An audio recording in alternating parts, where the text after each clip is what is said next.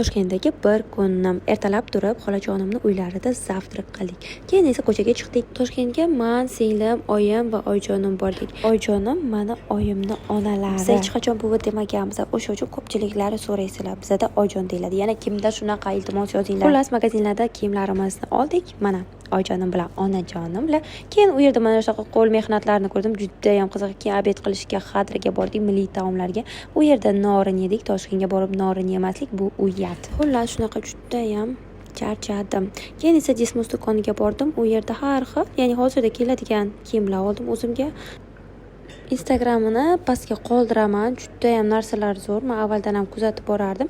Keyin uyga keldik. Xolajonim qo'llarini o'ynatib osh pishiribdilar. Oshni yeb, keyin Seoul Moonga bordik. Dismus do'kondan olgan mana shunaqa yangi kiyimimni kiyib oldim. Keyin Seoul Moonda mana shunaqa ajoyib paxtadan shunaqa narsalar qilishar ekan. Buxoroda ham qilinglar, zo'r biznes.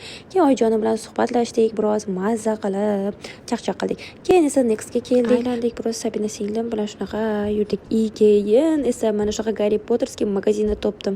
Judayam zo'r ekan ichi. Xullas, bu yer mani joyim ekanligi. Mazza qilib kunimiz shunaqa zo'r o'tdi. Bolajon kanalini eng oxirida baliqchalar ko'rsatiladi. Mening blogim ham tugadi.